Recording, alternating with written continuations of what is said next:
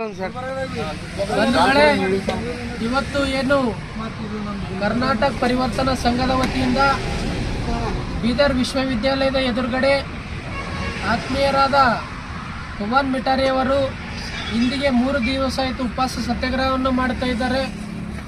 ಈ ಉಪವಾಸ ಸತ್ಯಾಗ್ರಹವನ್ನು ಬೆಂಬಲಿಸಲು ಬೀದರ್ ಜಿಲ್ಲೆಯ ಎಲ್ಲ ನಮ್ಮ ಆತ್ಮೀಯ ಸಹೋದರರು, ಚಿಂತಕರು, ಸಮಾಜ ಹಿತಕರು ಎಲ್ಲ ಸಹೋದರರು ಬಂದಿದ್ದಾರೆ. ಅವರಿಗೆಲ್ಲ ಕ್ರಾಂತಿಕಾರಿ ಜಯಂತಿ ಹೇಳುತ್ತಾ ಏನು ನಮ್ಮ ಸಹೋದರರು ಪವನ್ ಮಿಟಾರಿಯವರು ಉಪವಾಸ ಸತ್ಯಾಗ್ರಹವನ್ನು ಮಾಡ್ತಾ ಇದ್ದಾರೆ. ಈ ಜಿಲ್ಲೆಯ ವಿಶೇಷವಾಗಿ ಈ ಜಿಲ್ಲೆಯ ವಿದ್ಯಾರ್ಥಿಗಳಿಗೆ ಮೋಸ ಆಗ್ತಾ ಇದೆ.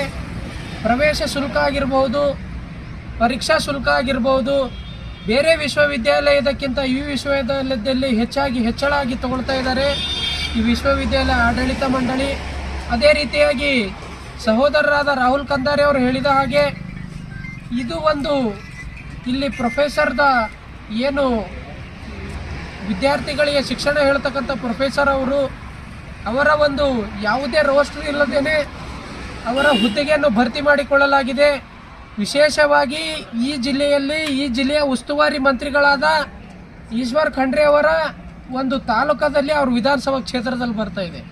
ಇವತ್ತು ಬೆಳಗ್ಗೆನೆ ಸಚಿವರು ಹೇಳ್ತಾರೆ ಬೀದರ್ನ ನೆಹರು ಸ್ಟೇಡಿಯಂನಲ್ಲಿ ನಾವು ಜಿಲ್ಲೆಯಲ್ಲಿ ರಾಜ್ಯದಲ್ಲಿ ಶಿಕ್ಷಣಕ್ಕೆ ಮಹತ್ವವನ್ನು ಕೊಡ್ತಾ ಇದ್ದೀವಂತ. ಆದರೆ ಇವತ್ತು 80 ವರ್ಷಗಳಾಯಿತು ಸ್ವತಂತ್ರ ಆಗಿ ದೇಶ.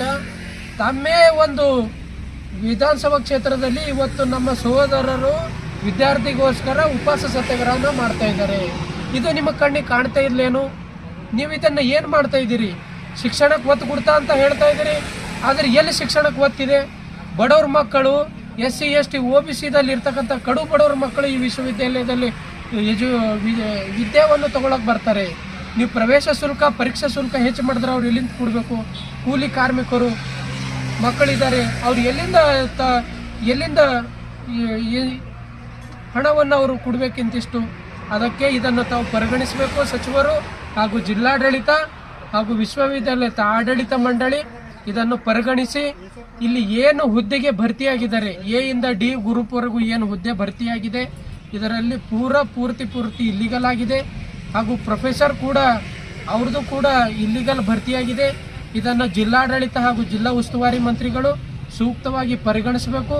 ಇಲ್ಲಿಂದ VC ರಿಜಿಸ್ಟರ್ ಅವರಿಗೆ ಕೂಡಲೇ ಸಸ್ಪೆಂಡ್ ಮಾಡಬೇಕಂತ ಹೇಳಿ ಈ ಮಾಧ್ಯಮದ ಮುಖಾಂತರ ನಾನು ಕೇಳಿಕೊಳ್ತೇನೆ. ಬಂದು ತಮ್ಮ ಹೆಸರು? ನನ್ನ ಹೆಸರು ಶಕ್ತಿಕಾಂತ್ ಬಾವಿದೊಡ್ಡಿ.